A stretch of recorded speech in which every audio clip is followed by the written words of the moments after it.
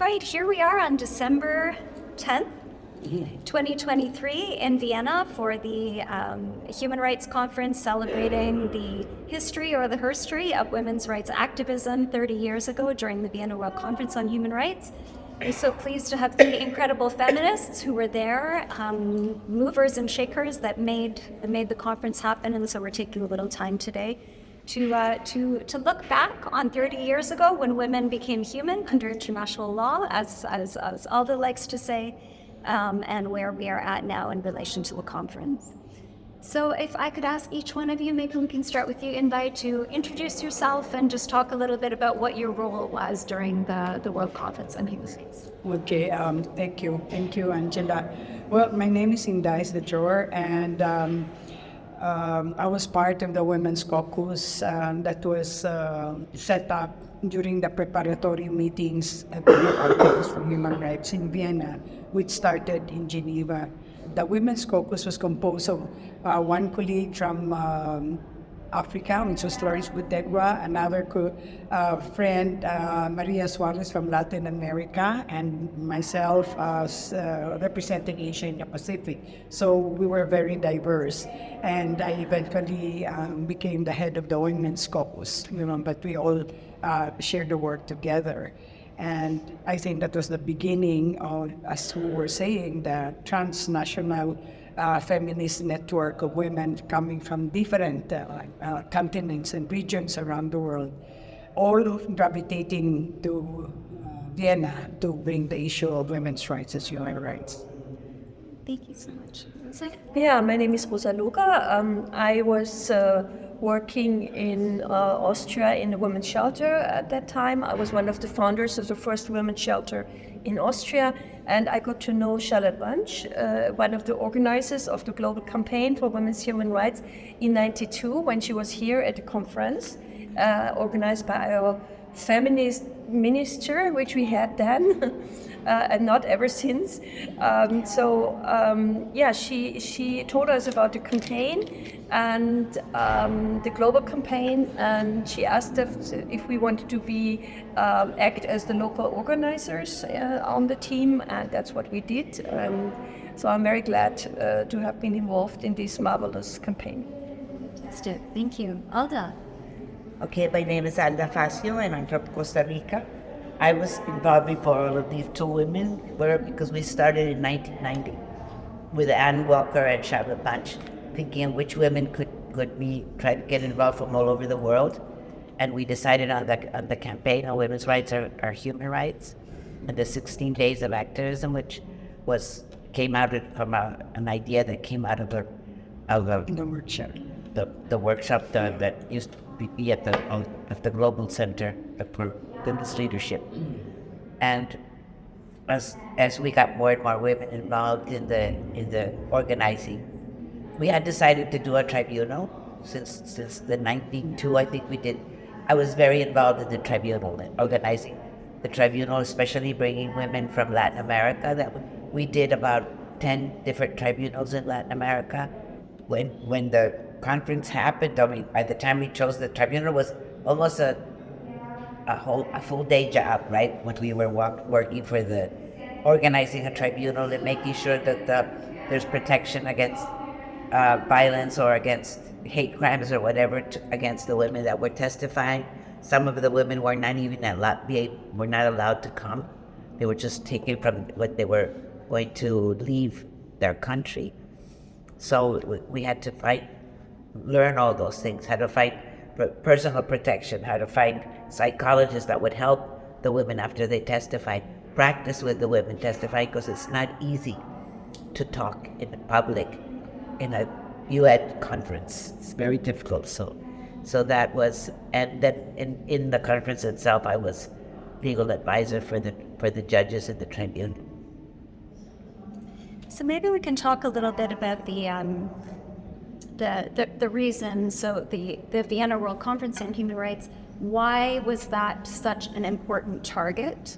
How did you end up setting that as a target that wanted to have such a mass mobilization of women, and what were the goals that you laid out, and how did you come to those goals? Because I feel like, here we sit in 2023, despite all the different communication technologies and everything we have, to facilitate connections and communication that were not the case in 1993, we might have more trouble coming up with a unified voice or vision, right, at this point in time. So why was the conference so important? Why was it so important for women, and why did you target that as a space for intervention? Okay, I'll start. Well, I think we have to contextualize where we are coming from our national country. I come from the Philippines, and that was the period where we were really politically active against the Marcos dictatorship. And because of that, there was a number of women political prisoners, men political prisoners, and our issue was very comprehensive. It was a national issue to overthrow a dictator. But at the same time, that was also a period of awakening for us women. And so in the Philippines, together with my friends, we set up Gabriela, which is the biggest women's organization in the Philippines. In the beginning, it was about to fight the Marcos dictatorship, but because of our own understanding of our own issues as women, it became a feminist organization, both fighting for the dictatorship as well as for women's human rights. So actually, before I went to Vienna, because the Gabriela was set up in 1986 when Marcos was overthrown, we have a new woman president. We already started to talk about women's rights as human rights, and that was then in the context of the women political prisoners, that they also have the same rights as men to be released, that they shouldn't be tortured and all of that. So I think the one of the root causes of our own activism in terms of understanding women's human rights was in the context of our own personal experiences in our country. And in my case, that was the situation that propelled us to talk about women's rights as human rights. So as we move along, when I got involved with the campaign, and first we went regionally, within the Southeast Asia. We had meetings with our friends in Indonesia, in Thailand, and we were talking about our different issues, and that catapulted us to start looking at women's human rights from the global level. And this is where the linkage with Charlotte and other Alda in Latin America, and Florence and Rosa here in Europe, that we started to gravitate and come together. So I would really say, and I'm sure Rosa and Alda will agree with me, that was really the first transnational feminist global movement. We all came from the different regions. We didn't plan it. We just came naturally, to really fight for our own rights as women. And then we discovered that the United Nations hasn't yet codified women's rights as human rights, and that was for me, it was a bit of a shock.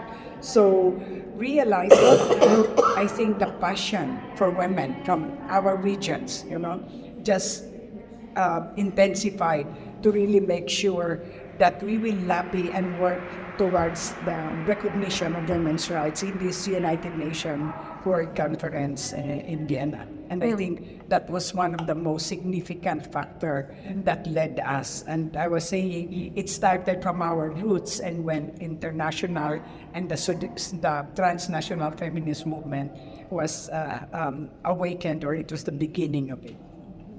And the concept of human rights was very narrow at that time. Yes. And it was mainly like the state guaranteeing or denying rights to men, basically. And also Amnesty International, I remember, was not working on the topic of violence against women at that time, because it was not seen as a human rights issue. So I think that was the big step, that the women realized, wait a minute, our situation, our life-threatening situation, as you explained yesterday, is not present in this concept, because often the actors of violence are not state agents, but Yeah. just normal men, our husbands, our partners, ex-partners.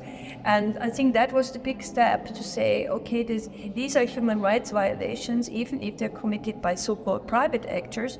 And the state, of course, is not responsible for these acts, but is responsible to stop these acts. And I think that was for me, that was a big discovery of broadening the framework of human rights. And I think that was also the success altogether at the conference to say that violence against women is a human rights violation, even if committed by non-state, men. by men, individual men. Yeah. Well, I think in Latin America we had a little bit of a different, because the feminist movement in Latin America was very strong in the 70s. It was, but also we had dictatorships in so many countries, and there was a big human rights movement. But it was the women. It was mostly women that were fighting against the dictatorships. But it was not thought of as feminism. And feminism was like they were separate. Feminists here and human rights activists were here. And for example, I was working in the human rights arena since '86, I think, and I was working in the Human Rights Institute, Latin American Human Rights Institute, Inter-American. I always say Latin American because they don't participate. So the Inter-American Institute for Human Rights, I was lucky to find a job there, and I loved the work, but I was doing the women's thing. I was saying, here we could say that domestic violence is it's a form of torture. Why not? So. But when I heard that there was going to be a conference on human rights, I said, this is the moment where we can unite, in Latin America at least, feminism with human rights activism. And it was fantastic because there were a lot of things that were happening, at the Plaza, the mothers of the Plaza de Mayo who politicized the idea of motherhood, and said, we want our children back. They took them alive, we want them back alive, and they were very, very excited about this conference. So we were able to unite them. So somebody that the mothers were so respected both by the feminists and by the human rights. So I said, okay, and the mothers didn't get a call, to do that, and it was a very good strategy. I think Maria Suarez, who was is from Latin America also and living in Costa Rica, and Charlotte Bunch are incredible strategists. So they really thought these things. Let's use this. Let's do this. Let's do that. And I was more of okay, let's convene. Let's do this. But we got and it was in Latin America was the first regional women's conference right before the regional conference. And so we were able to bring women from every part of Latin America, the Caribbean, and talk about what our needs were. And these were the 19 points that we presented to the regional conference, which then were taken up by the other regional conference, because we were able. I think it represented the needs of women from almost everywhere, right? There were in those days, because now there are different issues. There's so much more migration, but in those days there wasn't, or at least it wasn't recognized as a social problem. But the women in every region were the main issue was violence against women, but also discrimination, right? And right before, I'm going to give one more idea and then I'll stop. That I had been working with CEDAW since the beginning, and the CEDAW, we got the chair of the CEDAW committee to do General Recommendation 19. And we convinced her to do it and said, right before the Vienna conference, if we'll have a general recommendation from the CEDAW committee, even though it's not really a human rights treaty in those days, at least they have something on paper, something that's in paper, even if it's soft law, it's law. And so she was very, this wonderful Italian woman, Ivanka Corti. Ivanka. And she convinced the CEDAW committee to do that. And so the General Recommendation 19, which is incredible, it has been there right from right before the Vienna conference, and that was a strategy. That was a strategy to have this before and not after. Mm-hmm. And there was also already the Declaration on Violence Against Women. I think it's from 92. No, 93. We 93? did. like 93. Rhonda and I had already drafted the declaration before we went we came to Vienna, and when we heard, or say we asked the Commission on the Status of Women to start working on it. But here's a draft. If you want a draft, you They can passed have that it. on Came to in us, the handy. draft. It was really nice because then the draft that they started, they sent it to us in Asia, and all of us made a comment, you Yeah. know. And I think that was the beautiful part because the commonality of the issues was like, oh, they also have this in Africa, oh, they have this in Latin America. So the draft was like really a collective process. I mean, after the first draft, it went second, third, because we all inputted into the Declaration on Violence Against Women. So again, I go back to the framing of this global network of women who naturally came together. And going back to the initial stage of the World Conference on Human Rights in Vienna, there was UNIFEM then, through Roxana Carrillo and Charlotte Banks, was able to get the funding to bring, women, key women from the different regions. So it was from Latin America, Alda Fascio and Maria Suarez. And then from Asia, I was Hina Jilani, myself, and Salma from Malaysia, and another one.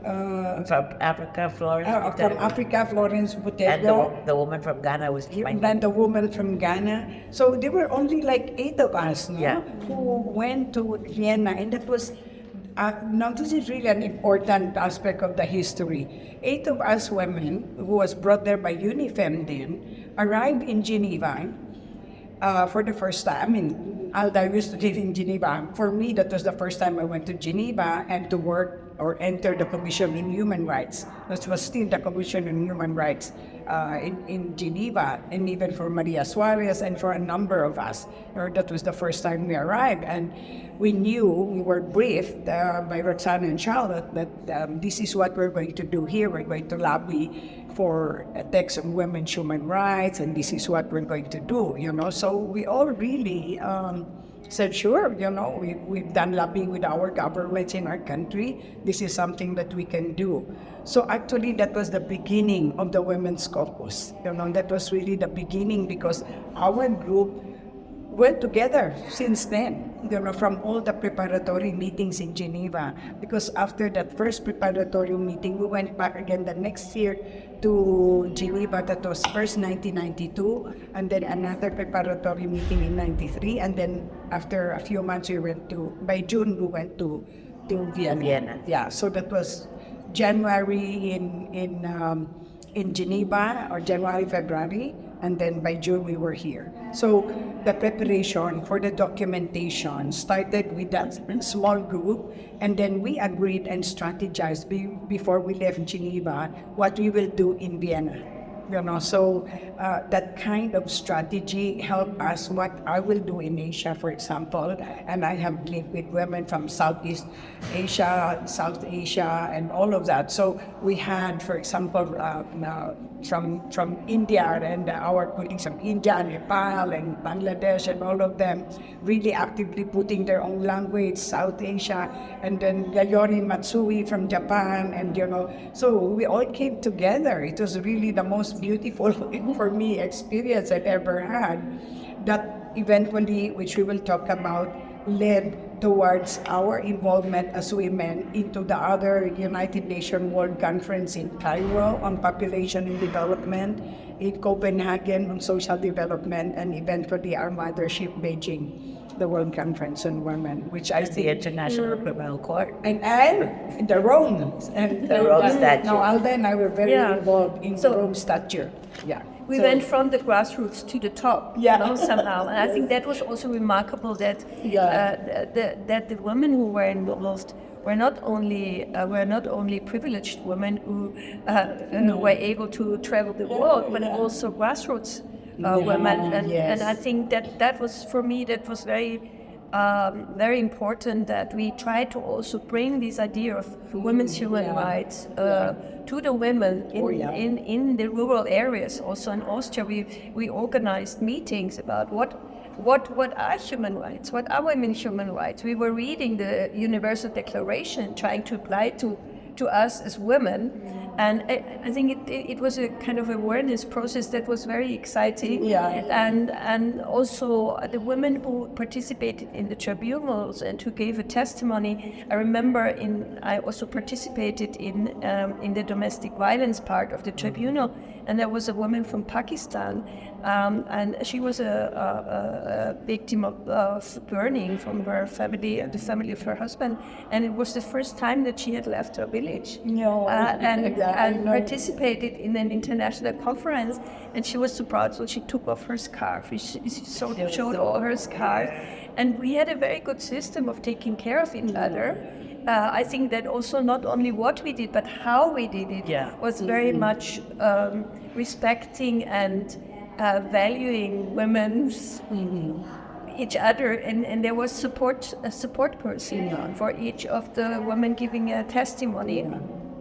To make her feel comfortable and to be able to join in. And so I think the whole way that things were discussed and organized was so special. And really celebrating. Women were celebrating And each empowering. other. It was empowering. And, Yeah. you know, when you were talking, I remembered that one of the women that gave testimony from Peru is today a Supreme Court justice in Peru, or was it just finalized? But it was so incredible because she was this very timid, shy woman from a small village, and then she became. I saw her one day. And she, are you Supreme Court justice? Yeah, that's wonderful. Yeah, and I think this spirit the women have somehow kept, even if it's difficult. We are in a difficult geopolitical situation, but I think the women have kept this spirit. The global women's movement,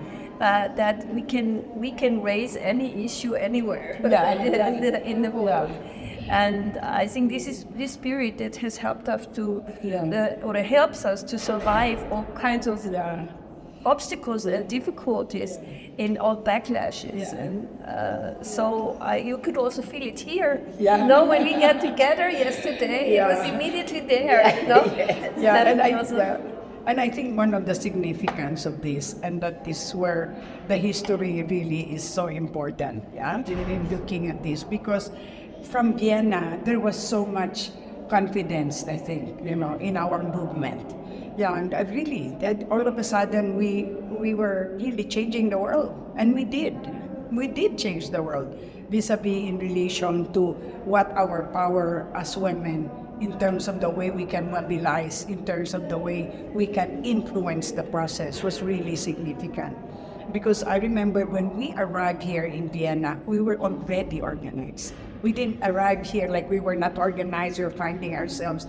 The women delegation from Asia Pacific, we had a pre-meeting. Oh, we had you as the chair of the caucus. That was very good. Oh, yeah. That was really good thinking on our part, because and I really knows how to get everybody. And we were the only caucus that got all our petitions without brackets. Yeah. Yes, we were so organized because for every section of the platform, the platform for action, every section we had a say in it. And we divided the work. Okay, the 1 to 5, Latin America takes care of it. 5 to 8, Africa, Europe, the women in Europe and women in Asia. So we divided the work. So once we consolidated it, we knew it was all our work. It was not a one-woman work or two women work. It was all our work together. And there was a lot of debate. Yeah, and there was really a lot of debate. It was not like smooth sailing. You know, we were up to 3 o'clock in the morning writing and debating about this. But I think the beauty of that is the passion that we had. You know, we even discussed if the Dalai Lama would be allowed to attend the conference. Maybe you can tell this story. The Dalai Lama. Oh, the Dalai Lama. Thank you, Rosa. Okay, so we were in the Women's Caucus, and then all of us, there was an NGO liaison committee where, the different sector senators and the different regions were represented. So we would meet as a group, the NGO Liaison Committee, but we have to agree collectively. Now, there was a petition to bring the Dalai Lama to Vienna, but China objected to bringing the Dalai Lama because there was all this political tension with the Dalai Lama. And so, but we, the NGO, said we want the Dalai Lama here. And so we had to make a clear petition. So all of us have to go back to our constituents, as we would say, and discuss it. During the big meeting at the Women's Caucus, I announced and said, okay, we have to agree and we joined the petition to bring the Dalai Lama to Vienna. And then, everyone says, who is the Dalai Lama? Some of them have never heard of the Dalai Lama. So we had to explain who the Dalai Lama is. And then one of the women raised her hand and said, this Dalai Lama looks like a very famous person. I just want to know whether he's married and maybe he's beating his wife. If he does, we should not bring him in. And then I responded and I said, no, the Dalai Lama cannot get married. If he gets married, he will be Dilaman. So I don't know how I use the word Dilaman, but everyone loved it afterwards. But it just shows how the issue was so inherent into the heart of the women that even what if we knew he was beating up his wife? But the Dalai Lama could never get married for that matter. But that's how passionate we were and how collectively we worked together. Of course, we agreed to bring the Dalai Lama to Vienna. So it sounds like, there's multiple levels of things happening. Of course, there's the formal intergovernmental conference, right, that's happening upstairs. Women are organizing for years to get there. You have folks like yourselves who are already engaged actively in NGOs, civil society, as well as women coming and testifying about their experience for the first time. So the dynamism of what was happening there, I think, in our women's human rights training programs, we focus on CDAW, but we often start with Vienna. And, Alda in particular shares, her experience of the living history, but as a way to really situate this historical stream of women's human rights defenders and invite others to step into that. And that's sort of, as an institute, how we also, we see this powerful movement that, came together in a different way. And then we've had all of these decades where we can keep building and contributing to that with me. That said, the context today is quite different, I guess, in a lot of different ways, the political context, things have changed historically. So it sounds like there was a lot of energy and excitement because this was something that was a new way to organize transnationally, in the UN as well. All the objectives that you set, you met in some capacity in terms of getting women's rights recognized as human rights, violence against women as a human rights violation, and so on. So after the conference, in those immediate years or the immediate decade after, how did the Women's Caucus continue to collaborate together moving forward? And then over the longer term vision, where do you see 30 years from now? Where does the energy of what happened at Vienna still exist, or could it exist differently? And also, we know that a lot of women's centers have been closed, women's organizations have been defunded. The Center for Women's Global Leadership, through which a lot of this energy happened, was closed down by Rutgers University last year. Radio, fire is closed.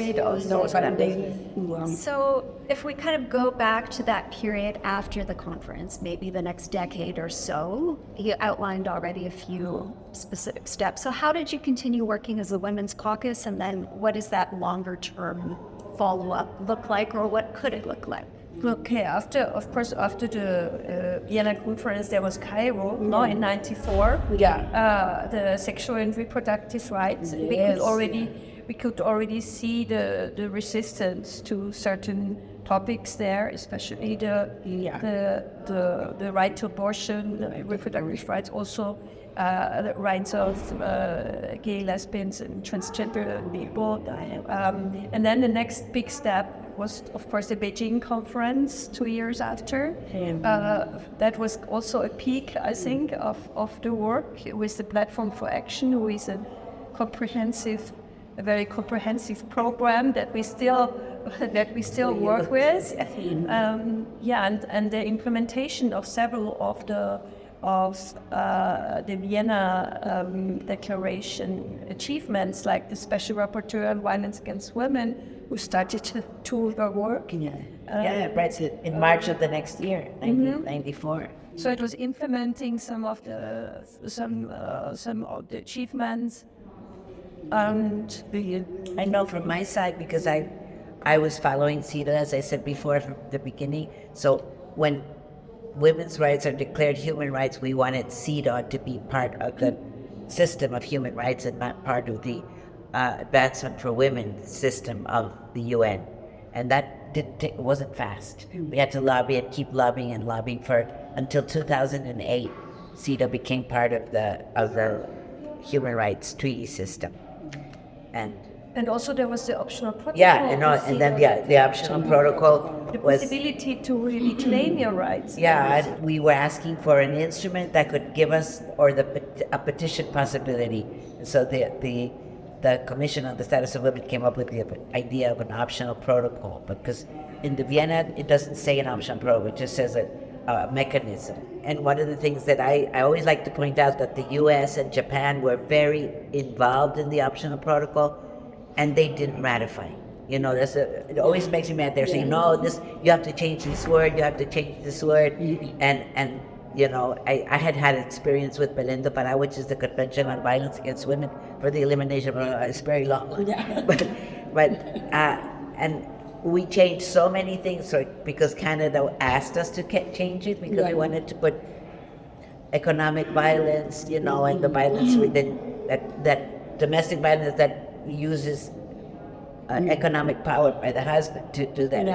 And Canada was against it, so we took it out. We took out this, we took out that, and then they didn't ratify anyway, and voted against it. So I said, this time I'm not going to get influenced.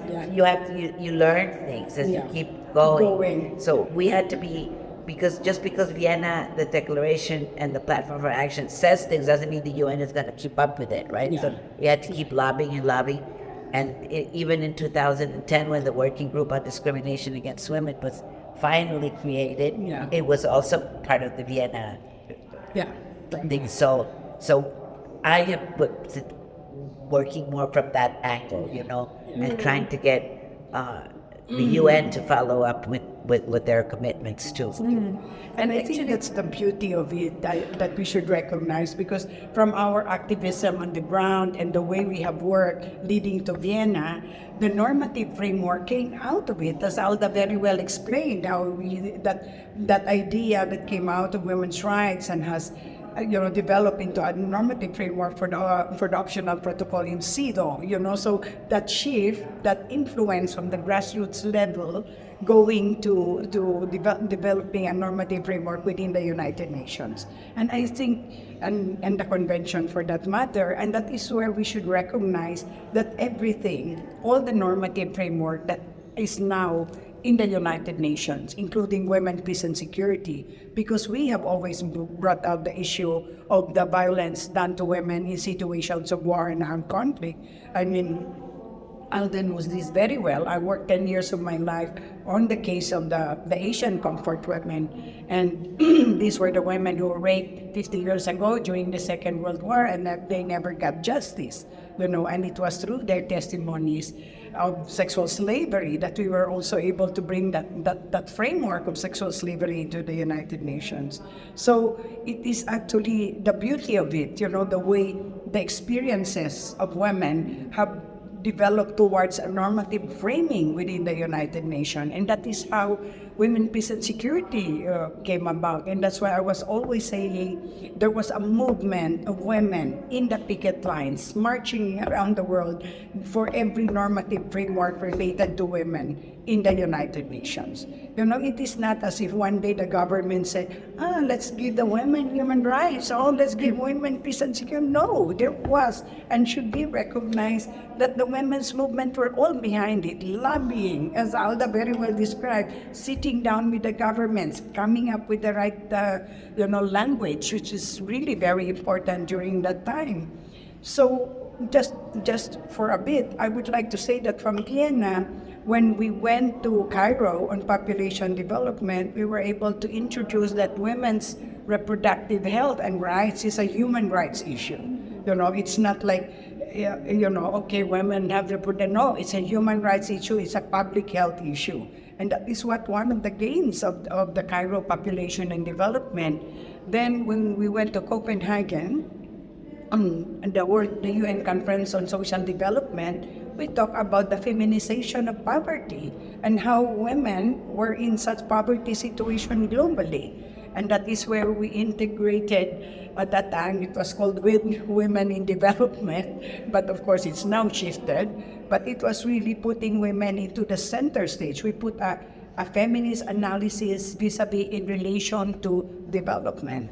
And then of course, the final one was in Beijing. Well, by the time we went in Beijing, we were experts, okay? We were all experts in bringing what kind of language we want. And that's why the Beijing Platform for Action was really one of the best documents.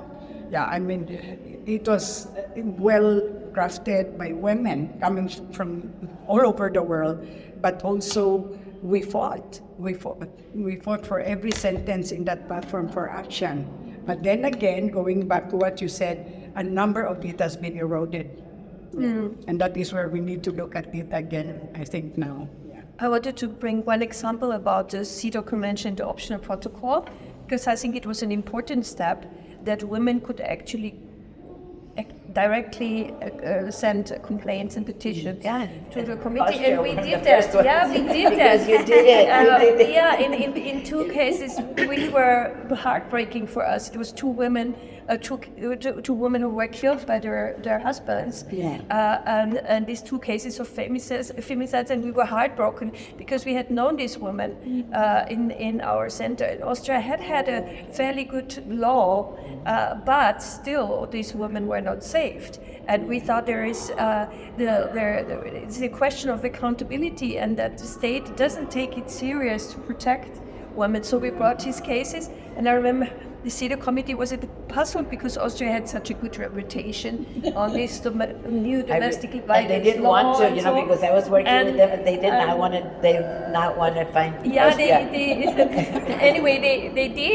they did because these two women. I mean, we brought it in on behalf of their children, and they did get right because the decision was, I think, very important for us. It's not enough to have a good system, you have to apply it in every single case. The Austrian government had said, okay, we couldn't arrest him because that would have been such an interference in his rights to freedom. And CEDAW said, the rights of the perpetrator can never supersede the right of the woman to be protected from violence. That's was a very crucial sentence for us.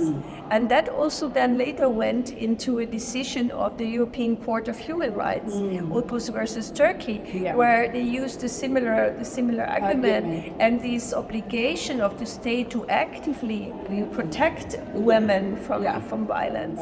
So I think for us the optional protocol was a very important instrument, even if it looked a little bit abstract in the beginning, but I think when women start to write down their stories and bring them to the committee, that's a very important step also. I want to add, when you said the abstract, that this is one of the challenges that we have with human rights, because when you're talking to grassroots women, the treaties themselves and the option is very abstract for them. So what is that? That doesn't even doesn't talk about indigenous women. Where are the indigenous women? And so I always have to explain to them, we can't add every little instance of violence against women. And that's the job of the CEDAW committee or the judges to say, well, when it says here that the state should protect, it should protect everyone. So it is hard, and that's why it's not very interesting for grassroots women to participate in this part. So we have to find ways that we learn from them and they learn from us. I always say, you're teaching me a lot of things that I hadn't even thought about, and I have to teach you about things, but I don't expect you to be the one that negotiating that words in an instrument, because it's very it's very abstract and very legal and Yeah. in the language that hardly anybody understands. But I think we have to come back to that. I think human rights education is very, very important to find ways again to bring that to the grassroots and to make it live.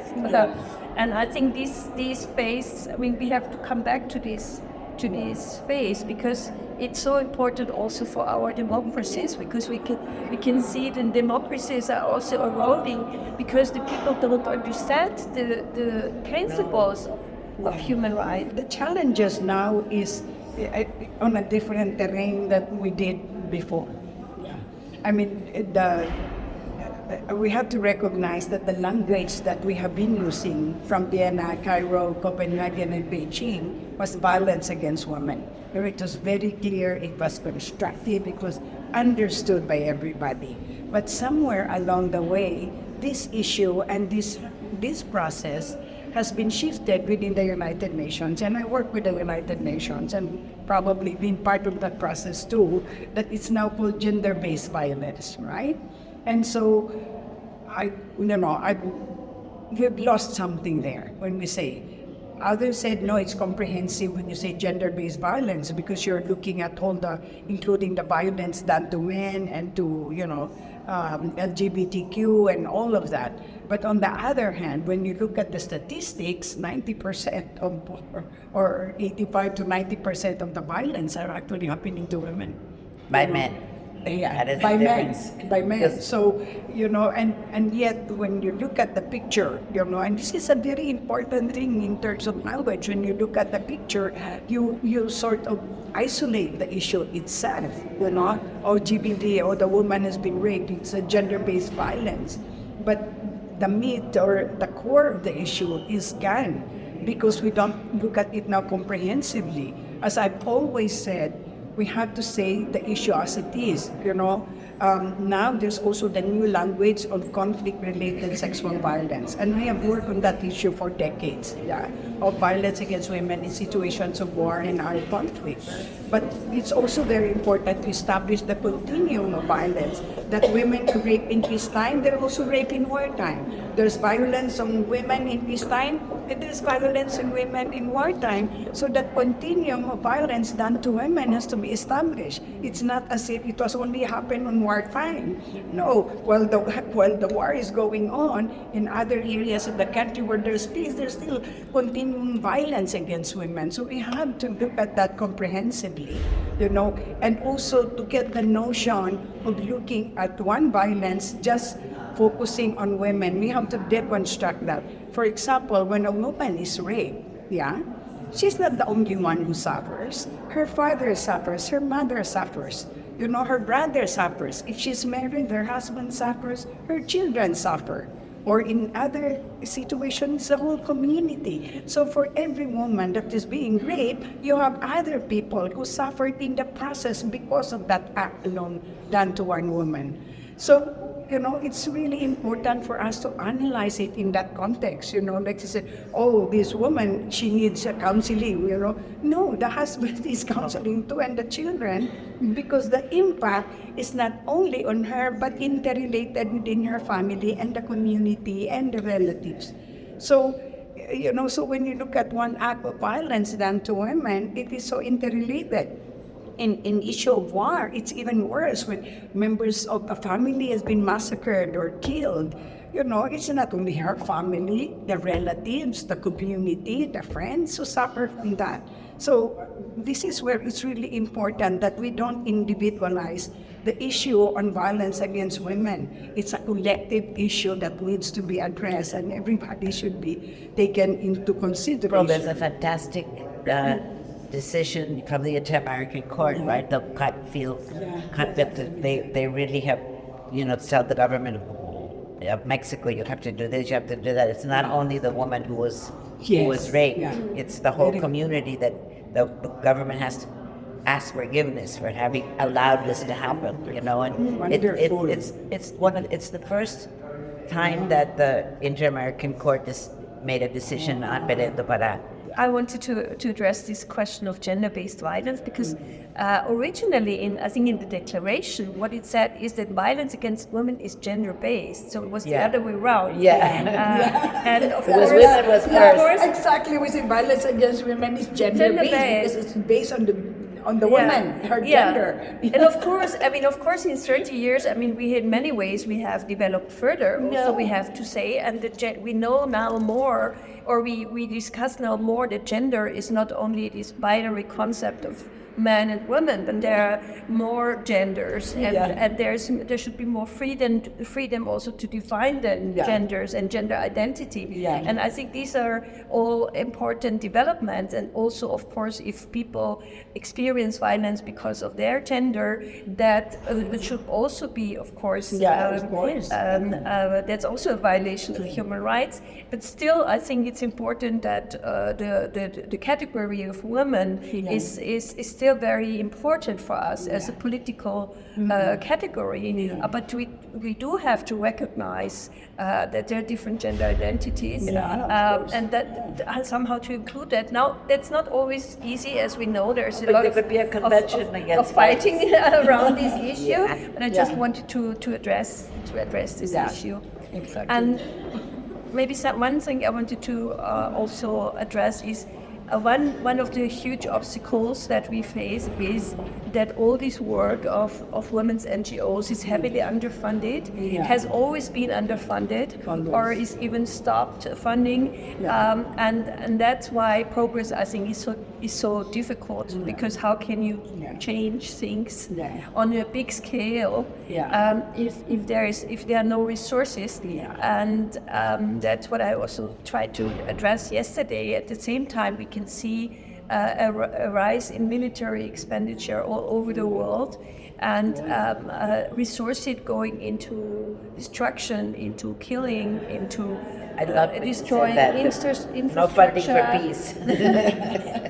No funding for peace. I think women have to address this question of money on a big scale now. Because it's ruining the world, that the money is going into the wrong, into militarized masculinities and power struggles, and we know it's ruining the world, it's ruining the planet, and I think that is the next big movement of the women is around money and resources. So we have to demand control over the resources. I agree. I totally agree with that, because women can produce more and have better outcome than with so little money.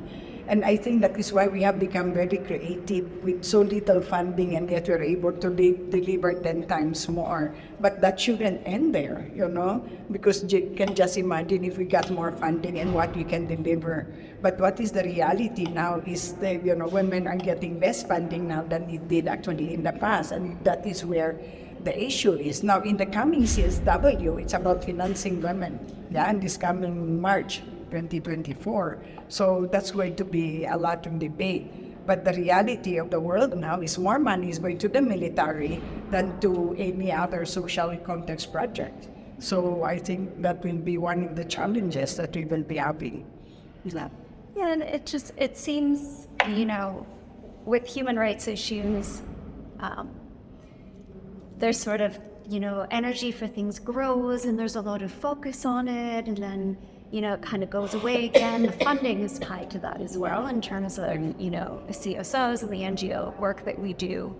And, we talked about this already. We're in a moment where a lot of the funding, the underfunded funding is going. Women's centers are being closed down. And part of it is maybe around the tension of figuring out how we recognize gender diversity while also maintaining conversations around our specificity as women.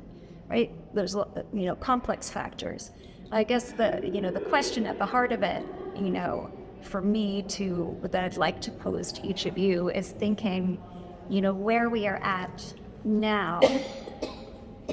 Is it just as important to do the UN-focused activism? Is there, people are getting also a bit disillusioned with the co-optation of human rights language and also with the kind of the bureaucratic nature of the way things happen. And we know within the UN there are many different bodies. The Security Council is completely undemocratic, as we all know, and independent human rights experts can do more, and so I don't want to describe the UN as a monolith. But it's clear what the importance was in 1993 to use that as a launching pad to build transnational connections, to get women more on international agendas. And what about now? What is the importance of working with the UN? If you were to talk to other feminist activists who maybe aren't using those mechanisms, why is it important, and where would you encourage people to focus their energy? It's a very hard question. I jump in shortly, because the UN is very much under attack now. Because of what's happening in Palestine and in Gaza, what's happening with the Ukraine and the Russian war, and all the coup d'etat that happened in Africa, in many other parts of the world. So, and right now the UN is really pushed to the wall, because you recognize, as you well said, the Security Council is so undemocratic and it has no political will at all. So you probably see who is running the global affairs of the world, right? So when you ask whether women should focus to the UN, we have to rethink. Maybe in several conventions, like for CEDAW, I agree we can constantly, do a footwork in that. But as a whole, women, we have to rethink our strategy, whether we should do our work nationally and concentrate on a national level and regionally, then go into the whole framing of the UN based in headquarters in New York, because that's really under attack right now for all levels, because of the ongoing war and armed conflict that cannot be resolved by the UN, and they should be the body to resolve it. So we need to rethink, we need to redesign, we need to re-strategize. Where can we be more effective? And I think now, with all the issues at the national and regional level, for me, that could be one of the areas that we should look at. I don't know what you got to say. I think that's not what you're saying. Is for me not an argument against the United Nations, because for me the United Nations are without alternative. I mean, it's the intergovernmental body of more or less all the countries in the world, and we need it. We need the charter. We need the human rights framework as a base, a global base. It's there. It's not going away. Yeah, it's not going away, but I think the feminists can have a big role in kind of refreshing or restructuring, or we should take this role, and that can be that also more work at the regional level is being done around the United Nations, so that it's not only these big Geneva, New York, Vienna headquarters, but it's actually an organization that's also working on the ground, and to strengthen that. And I really like, I have to say, the paper of the Secretary General on the new agenda for peace, and I think if women can try to fill that with feminist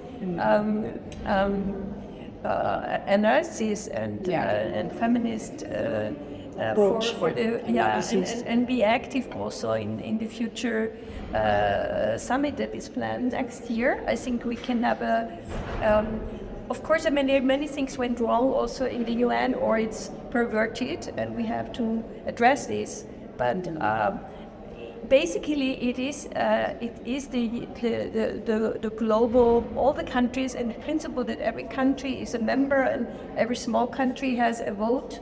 I think, and we have to can strengthen also that, so that. And for me, one example is the Treaty on the Prohibition of Nuclear Weapons, where it was the countries from the South that very strongly wanted to have this treaty against against the fierce resistance of the countries who have atomic weapons, and also of the military alliances, and they made it happen. It's now, I mean, nuclear arms are now prohibited in the United Nations, even if there is still many arms out there, and if they still. But for me, that was a movement from the United Nations at its best, from the country who say we don't want these weapons, we don't have them, we are affected by them, and we want you to stop doing like this.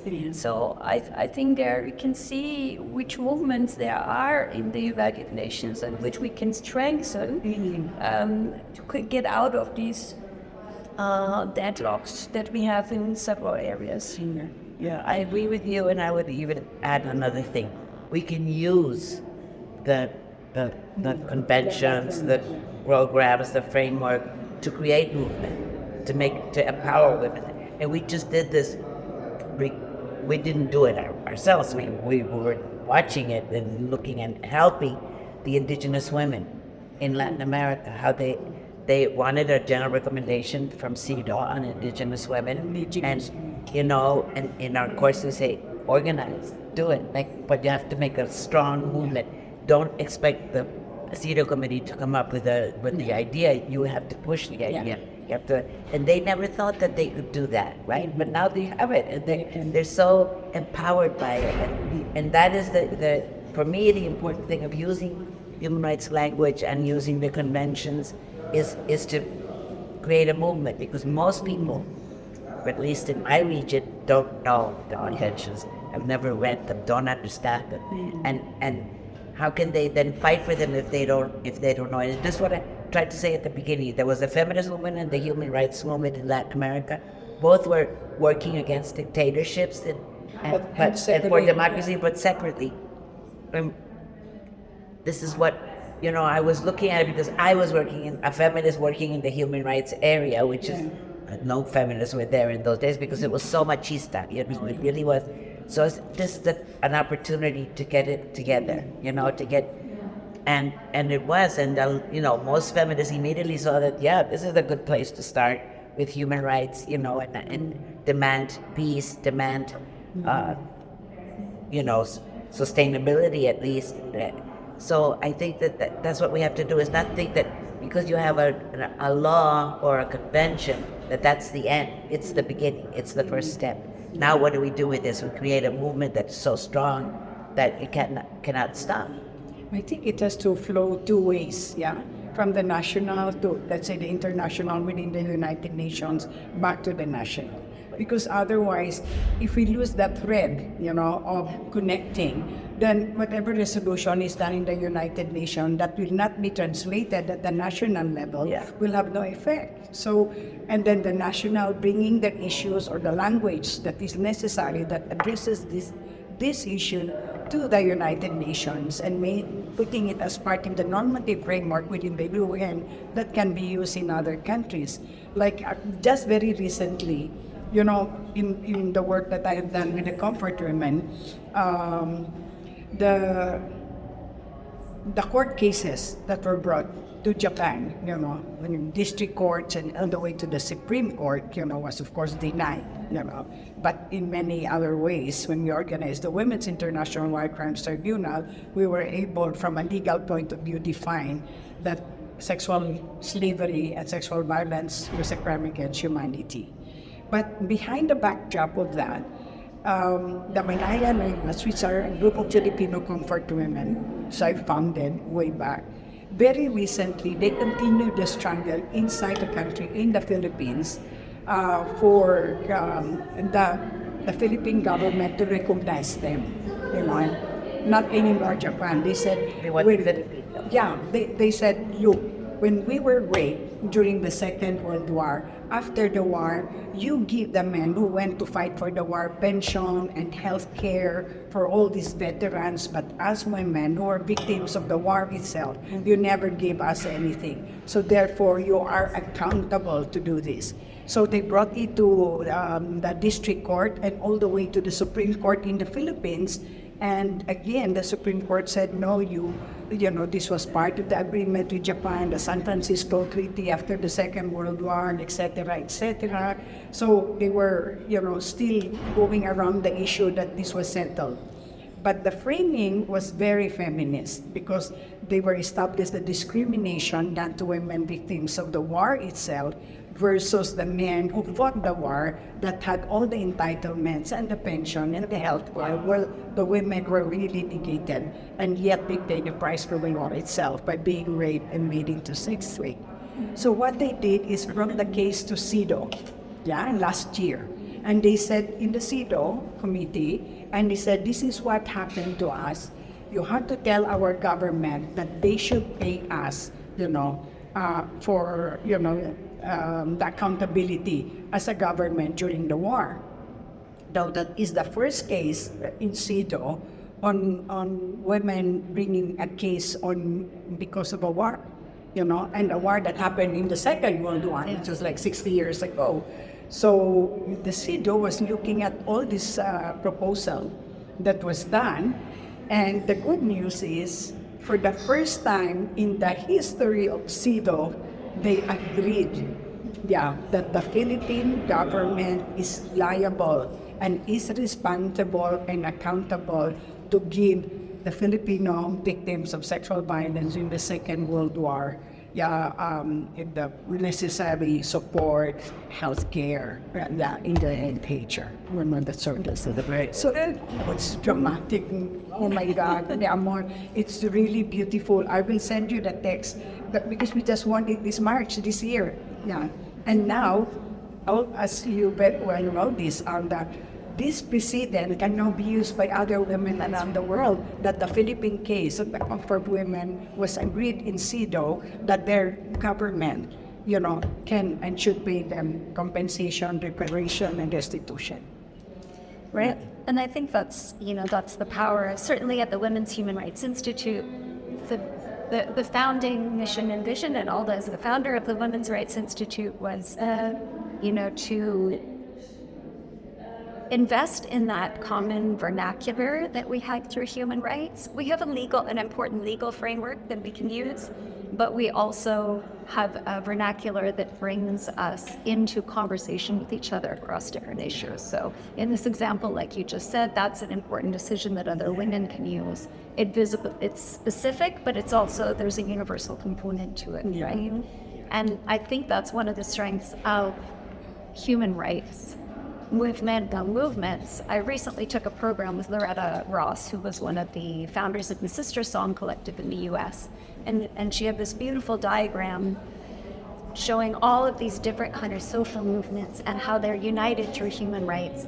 And her as an activist reiterating that call to say, yes, we need to talk about ourselves as, people experiencing racial discrimination. We need to talk about the specificity of Indigenous people's experiences. We need to focus on climate change, but human rights is the umbrella or the banner that brings us all together and strengthens us as a collective lifeline, right? And you also referenced that earlier, right? The kinds of solidarity, the collective power and strength that comes through it. So certainly from our perspective, we don't see it as going out of fashion. However, also understanding people's, frustration, right, with the limitations that we hit, and knowing that, like the group of Indigenous women who started in Guatemala organizing for the General Recommendation on the Rights of Indigenous Women and Girls to CEDAW, that they raised their voice to claim their space, and that's really what this is about. And when we go back to Vienna, that's where the energy was, right? 30 years ago, was coming together to organize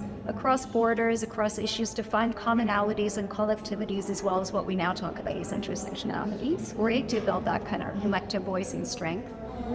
So I think the last, maybe just brief intervention, I'll ask each of you, what does it mean for you, and how do you feel right now, sitting here together and convening here on Human Rights Day, 30 years after, being here in Vienna at that time?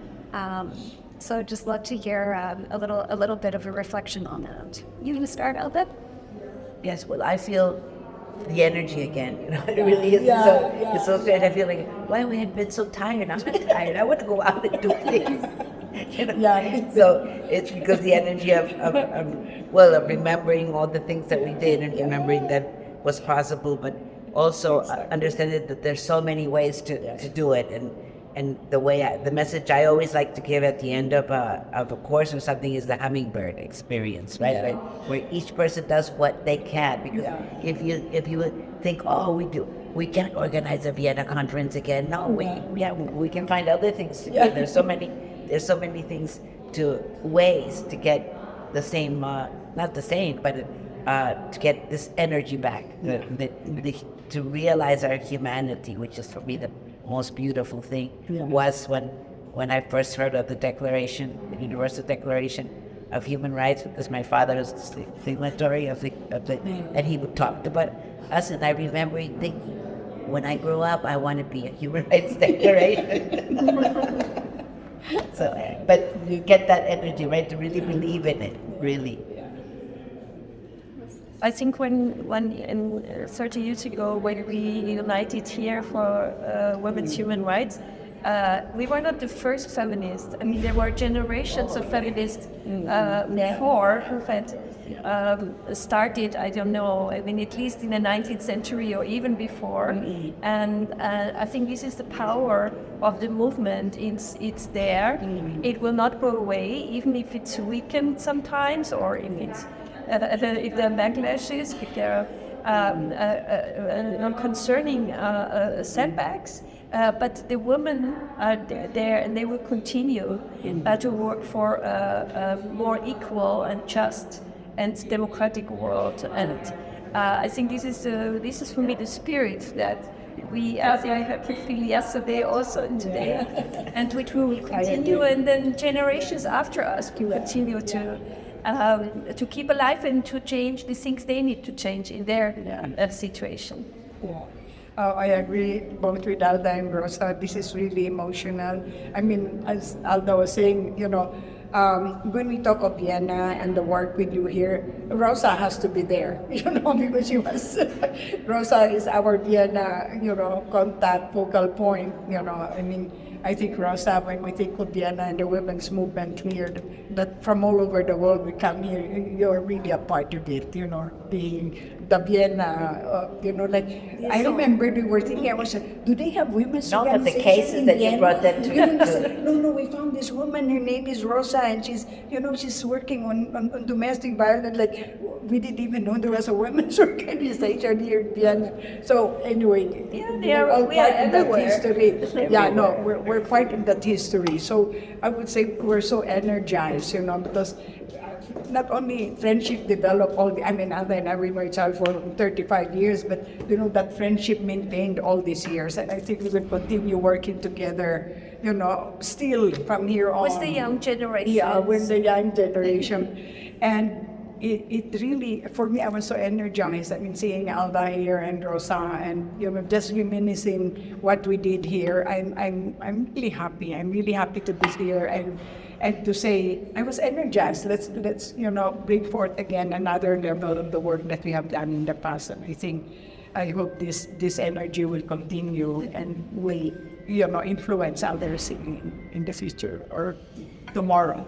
Well, and that's the power of feminist movement building, right? And those relationships and the energy, and bringing all of working where we work, but also knowing that we're connected to each other and drawing strength from that, both in these international venues, but also in our day-to-day lives. So thank you to each of you for your work. Thank you for bringing us together. And thank you for this conversation today.